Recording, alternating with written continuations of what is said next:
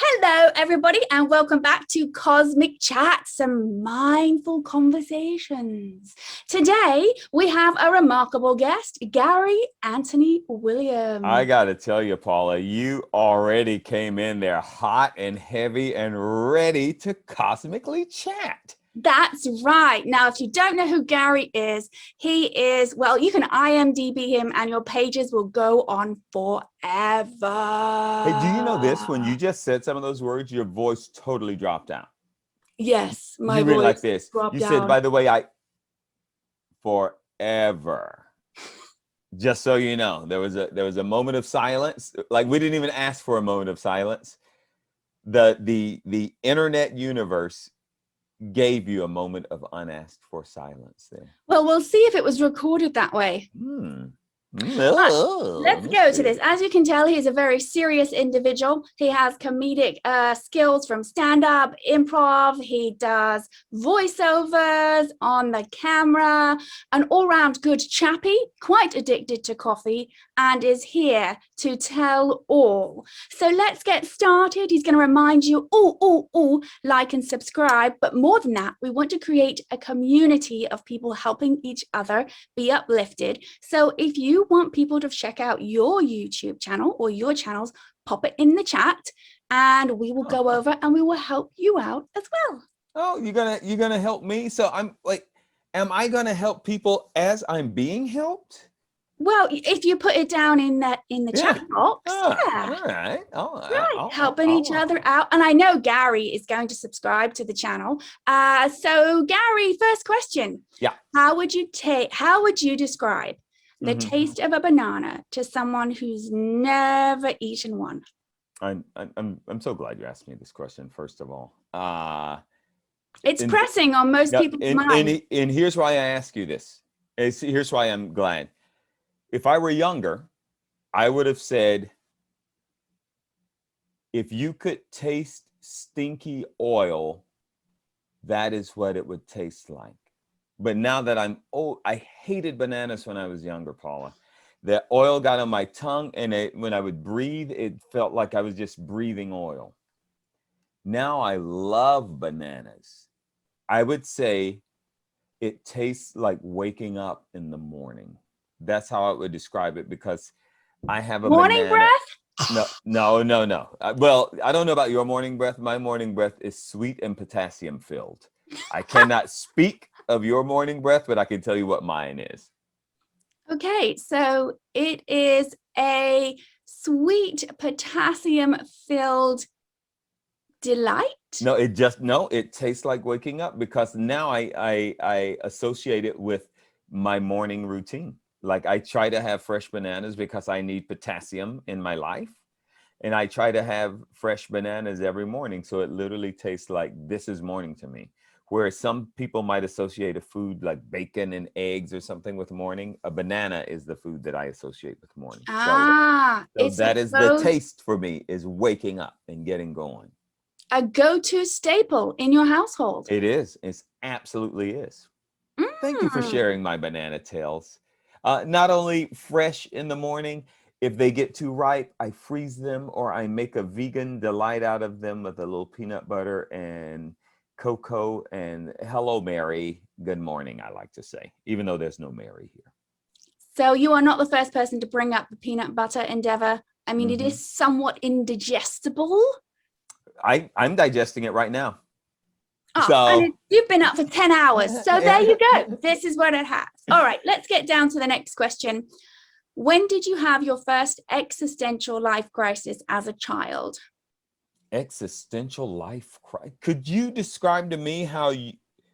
Give me an example, whether it happened to you or not, Paula, of an existential life crisis, because I need to know how deep to go here. Well, we go pretty deep. It depends on the guest. Great. So, give me the playing field, though. The playing field is where you had a moment in childhood that you changed your perception about the world or people around you. Often it can be a traumatic event, but it is memorable enough that you noticed an awakening in your consciousness of the world. I can put one a little bit more simply. My sister Mary and I I have several sisters. 6 sisters I grew up with and 2 brothers, all under the same household, same mom, same dad. Mary was the closest to me, 2 years older, and she still does have a lot of fight in her and always did. She liked to argue. She liked to fight. Everybody's got some nugget of personality. So she and I had lots of battles over, you bit my sandwich, whatever. No, I didn't, whatever. But there was a kid who's not a horrible person now, but he was very bratty when he was young. We call him Little Frank. And Little Frank used to pick on me all the time. And I was way bigger, so I didn't want to fight him because I would hurt him.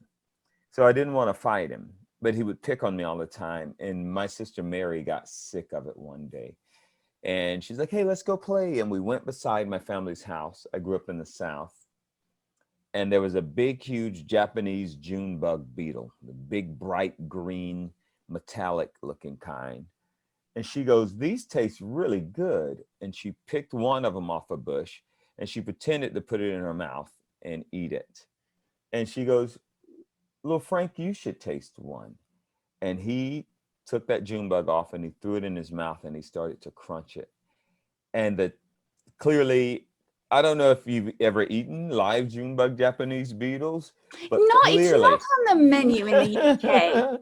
Not so much. From Frank's face, it probably never will be on your menu because he had the worst look on his face and he started trying to spit it out, but he clearly couldn't get the taste out of his mouth. And that was a day that I really changed the way that I viewed my sister. This person who to me was like always competitive, kind of antagonistic, to the day that she went out of her way without violence, except maybe to the June bug, the chewed on June bug. But they destroy vegetation. Let's get that clear. Okay. She went out of her way to protect her 2-year younger brother. And that definitely made me see her in a different light that day. That day. Yeah. So no, that made me see her in a different light. Yeah. And as a result, that tiny bit of existentialism, I think, to me, like that made me realize, at that point, oh, she's not horrible. She doesn't hate me. She actually was protecting me from someone in the most roundabout way that I could ever even imagine, just because she was sick of seeing this kid pick on me, him knowing that I wasn't going to fight him because I was so huge.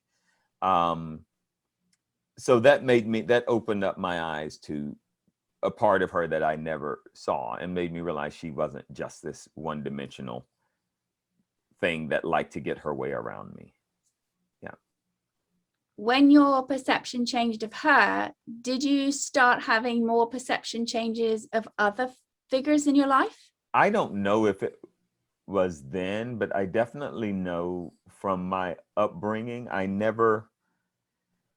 it is very hard for me to try to pigeonhole anybody. And most of that might be from just lack of, from me not wanting to be pigeonholed or people thinking they understand me in that one-dimensional way.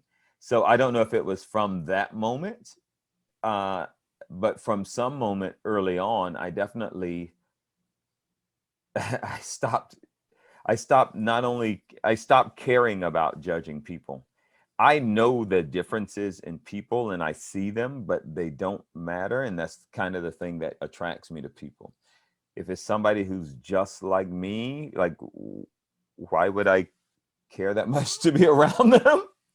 But when it's somebody who looks at something differently than I do, thinks differently than I do, grew up differently, speaks another language, I'm fascinated. I am absolutely fascinated by things that are different than what I'm used to. I don't know if it was from that moment of just realizing, hey, she's not just this one way and nobody is just this one way. I don't know when that moment happened. I can only say that moment was very significant in the way I viewed her, for sure.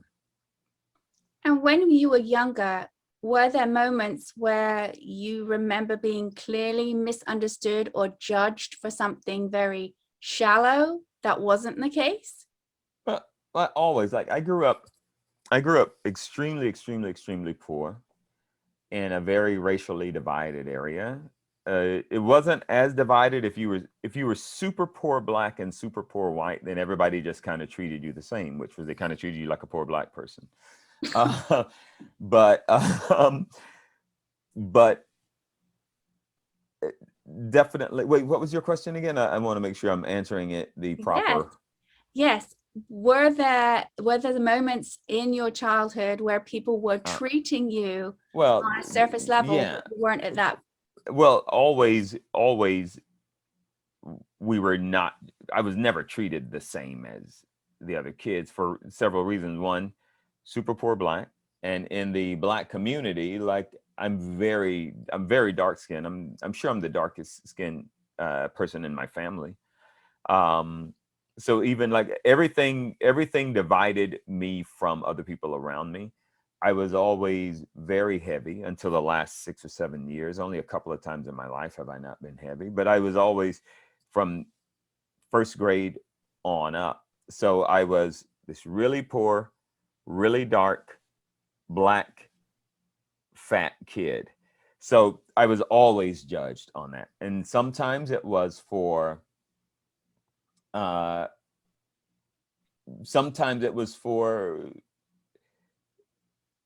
just to make people feel more comfortable with themselves.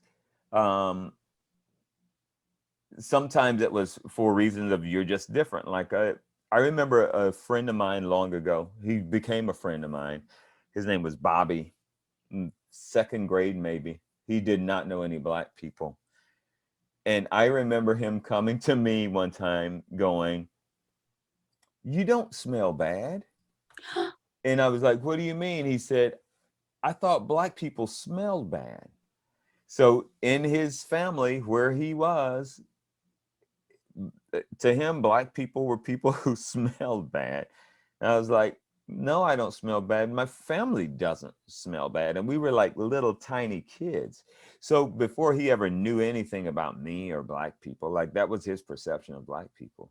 So, you know, it's easier to judge people who look different than you are. And so that was always like on the surface, yeah, I was always going to be judged. As far as like I grew up in the school system I went to, there were way fewer black people than white people. So definitely there was always judgment there.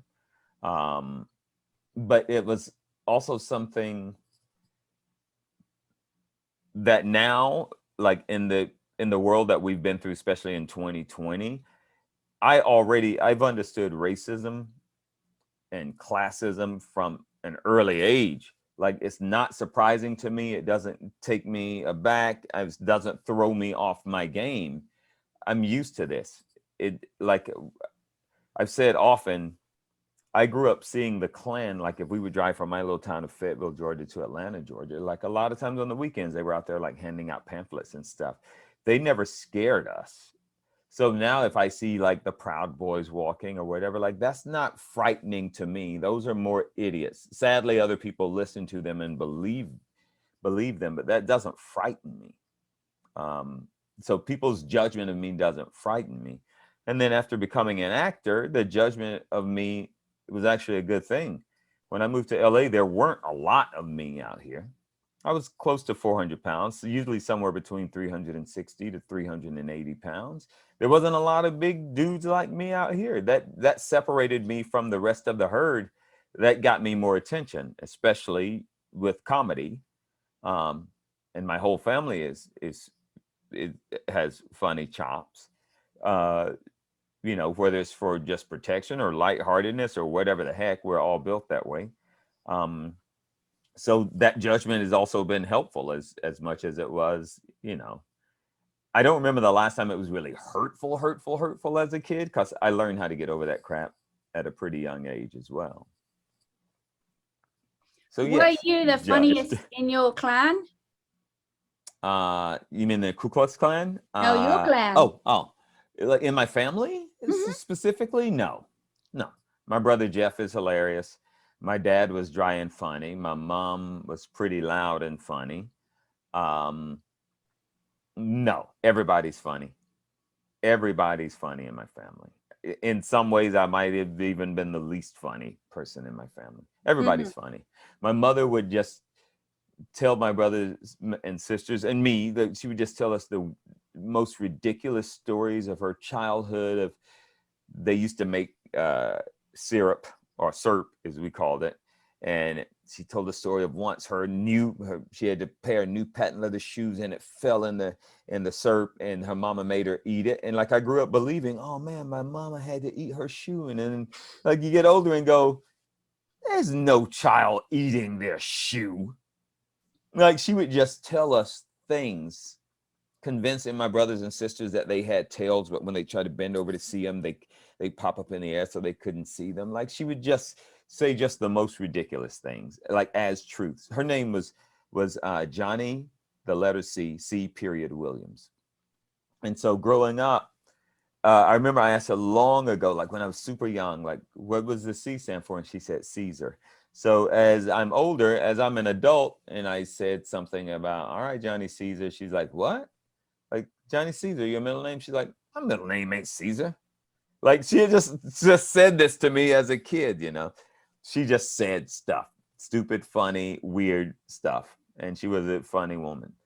So no, not the funniest in my clan. Just part of it. Yeah. So how did you become the one that pursued the arts to get paid to be funny? In weird ways. Like my brother Mike, he acted in high school.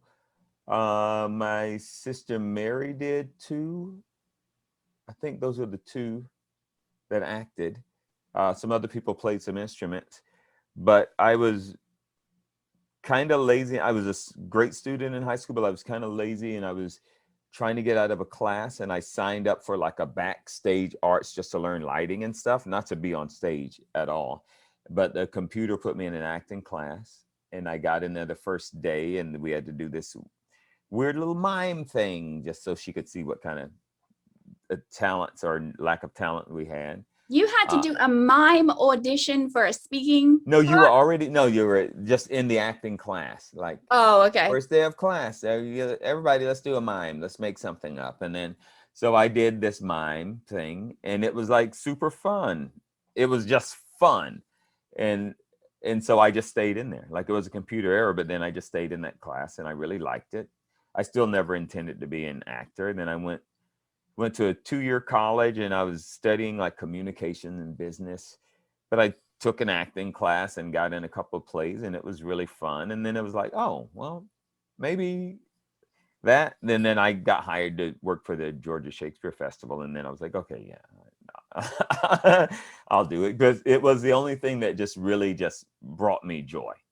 So it was not, I never, until I was already doing it, I never intended to be an actor until I was literally already an actor and getting paid for it. I never intended to be an actor. And even a couple of years ago, it was not many years ago at all, I was doing a cartoon, and I remember stepping into the booth, and I started doing the part, and in the middle of working, I went, oh my God, I'm a professional. Like this was maybe 5 years ago, and I've been doing cartoons for years, and I was like, I'm a professional. This is what a professional is, because I've never thought of, I'm a professional voiceover guy. Like I'd never even considered like that's really what I am. That's who I do. I'm actually a pro at something until just a couple of years ago. Like I just do it, and it's fun. And then I'm like, oh, wait a minute. This is how I pay for things. This is how I pay for that food that went in my mouth and that place that I sleep at night, by doing this. So never, ever, it's never been that intentional, believe it or not. So when you had that perception or awakening, let's say awakening, Yeah. oh, I'm a professional. Did it change how you interacted with the industry at all? No, because I consider this industry a game. I consider it a stupid game that is always stupid and sometimes fruitful. And I don't try to trick myself out of believing it's anything other than that, because there are people who are way more talented than either of us who are not working at all who should be. And there are people who are less talented than either of us could ever be who are working all the time. It's a silly game, and it has ebbs and flows and peaks and valleys, and you have to decide whether you want to play the game or not play the silly game. So it never changed my perception of that at all. People always helped me out, and so I always believe in trying to help other people out. I didn't get here by myself, and if anybody ever has a question or needs something, if it's not like just ridiculously out of the way, then I'm going to try to lend the same kind of hand that people lent to me. When did you realize it was a game? So early on when I started. So very early on. Like I never thought. And here's another, it's also hard for me to call it an art because I respect art. And this I just think of, come on, guys, come on. We all know what's happening here. We all know what's happening. When I worked with some really great people who have zero confidence in what they're doing, and I don't care if James hears this. I was working with James Spader, and like sometimes he would be like, "Oh, Gary, I just don't know." And I would like, "Dude, you're James Spader. Shut up. You're James Spader. Just go out there and just James Spader it, you know?" But and I know James knows, like, this is, you know how you'll meet people who go, sooner or later they're gonna find out. I don't really know what I'm doing. Like nobody really knows what they're doing. You just do it. Like nobody knows. I think early on, I realized it was a game. And I also realized that I personally cannot take things that seriously because they are ever changing. If you ever try to like tie a net around it, like the holes of your net will be way too big to maintain it.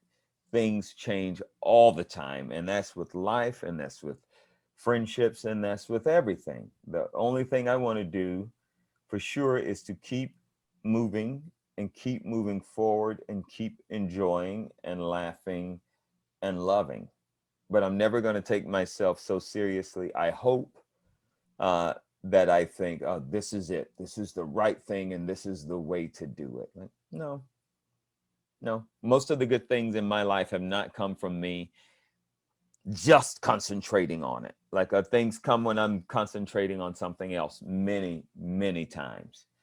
So if I just try to narrowly focus, I'm going to make sure that by the end of the month I'm doing this, and at that point it's going to be at this progression, and then I'm going to blah blah blah, and then something else from the other side will hit me in the face and go, "Hey, you want to come do this thing?" Oh yeah, let's go do that. That said, I believe if I'm working on something, I'm working on it. I'm concentrating on it. I do not think it's the end of the day. And I know that anything can either fall apart at any time or anything can go through the roof at any time. And over those things, unless it's my welfare, my family's welfare and well-being, if it's not those things, if it doesn't lead to that, I'm definitely not going to lose sleep over it, since I don't sleep that much anyways. If it affects health, even before my family's health, and their well-being, then I'm going to be more concerned about any of the stupid, silly things that happen in my industry, now that I'm a professional in my profession. Like, I can't worry about those. I can't worry about those silly little things. Your philosophy or experiences, you may have an intent on something you want, and naturally you've gotten distracted, or you sort of leave it there and then move over, and consciousness universe starts taking care of that while you're taking care of this other business. And then you come back, oh, okay, I'm doing this now. Is that how you find things? And it's like, there will be things that have been my writing partner and I, this on the business side of it, just the business side of it. My writing partner and I created a short, and then 7 years later, someone had me come to their office, and then we sold that thing 7 years later as a feature script. 7 years. In our minds, it was dead. Like I had moved on to do many other things since then. So I don't know what would, maybe if I had just concentrated on that thing for 7 years, maybe it would have happened sooner. I definitely never lost any sleep over it. I got the joy out of it when I did it. And then when it came back around, I got more joy out of it from a different angle. But yeah, definitely closer to what you just said is there's so much bobbing and weaving. And also, I also, probably since high school, I always get the idea that time really isn't linear anyways. I don't have a lot of I don't know how you say it. I don't know that type of thought process, but that is one of my thoughts. It's pretty hard for me to believe that time is really linear. So like whatever time frame things are going to happen in, they might not. I do believe that a lot of things, like, it would be useless to rush, but I always believe in working hard on whatever I'm working on. I never want to put anything out in the universe that has my name on it. And I'm not just talking about work, but anything out in the universe that has my name on it, that's crap. Like, why would I do that? Why would I do that? I'll put a lot of stuff out that's just playful and ridiculous, but I don't want to put it out that's just horrible or that's hurting somebody. Like, I don't want to do that. In the perspective of Vedic meditation, the Vedic worldview, absolutely time is not linear. And people will always, especially with Aware Meditation, the nonprofit, why are you doing so many things and things happening? And it's not really me doing, it's a creative inspiration. I set it in motion, and then we see if that moves, and then somewhere else, and then we see how the seeds grow. It's actually a very Western viewpoint to have things be chronological, right, in a certain way with time, where if you look back, those who are anthropologists, you can just pop it in the chat and write down your truth, because you'll know more than me. More of the indigenous peoples do not work the same way we do with time. And when it comes to a realm more of meditation and things happening and inspiration, it can be that old phrase of, well, you know, I was so busy looking this way, I forgot to turn around, and there the answer was right behind me. Yeah. I do, you know, and in improv, which I love, which is my greatest type of performance I love, it is in that Vedic meditation thing you're saying, but it is also just staying open to everything, staying open to all the choices, staying open to everything that's coming your way. And that I like. That can make you tired if you don't know what you're doing. But definitely just staying open to possibility is always a good thing. And sometimes you got to know when to shut off possibilities, obviously, because I don't know, some people probably can do everything, but it doesn't seem wise to do everything in life. Now, you mentioned about getting tired. Do you have any daily routine that helps you stay grounded, especially in a fickle industry? I don't know about that. I do still believe that reality of not taking everything seriously helps to keep me from getting tired. And the way my brain works is, if I sat at this computer all day trying to write, I would not. I have to move. I call it cockroaching. I am a cockroach. I have to move. I have to do things. I have to see things. Sometimes that does include sitting down for a couple of minutes. But it's hard for me to get tired if I'm doing something that I actually enjoy. But physically, I'm like my father. My father had to go outside. I have to go outside. I have to go and see the sun. I have to go look at far distances. I have to take a walk. I have to go smell some nature. I grew up in the country, so outside is a good place for me to be. Sometimes nature hates me with allergies. Mm. And yes, it's personal. Um, but I have to be out there. I have to go get away from computer, uh, telephone, whatever. Mhm. Go. It's as simple as taking a walk or putting something in the ground like a plant or a seed, or like literally going to up a mountain and watching a sunset, or going to feel a breeze.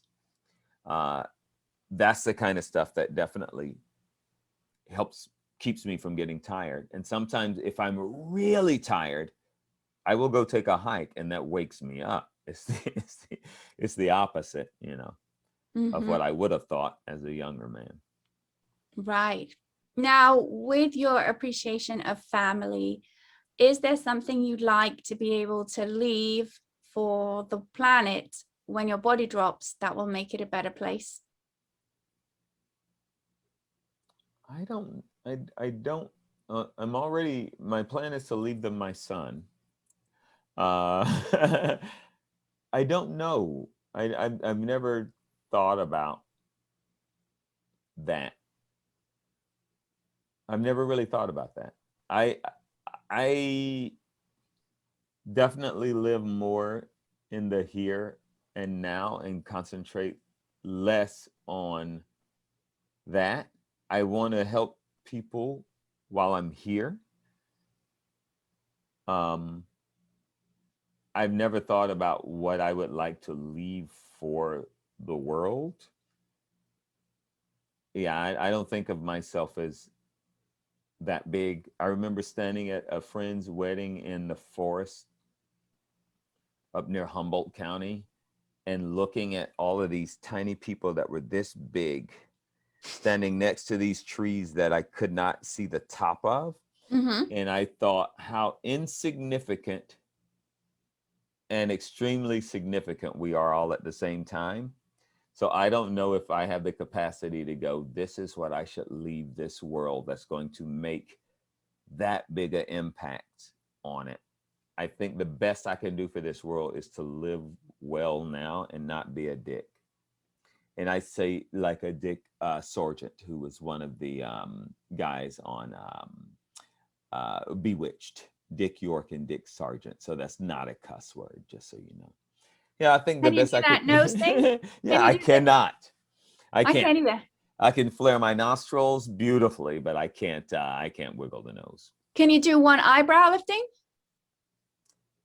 Kinda, but I really got to I, force that other one down, and the other side doesn't work. I should the have. only way I can I do it is should have if I turn practiced. my head. I should. Well, yeah, you could do that. Yeah. Or a system. If I had a system of fishing wire and hooks and pulleys, I could do it. I could do it. I could do it. And that might be my new adventure. I may someday come on here and say, oh, by the way, I realized I was a pro at fishing wire, hooks, and pulleys and yanking one eyebrow up. That might be the next thing I desire to be a professional at. Mm. Mm. Are there any particular causes that your heart is close to? I think it's always certain things. Pancreatic cancer took my dad and my friend Jeannie's dad. So Mm.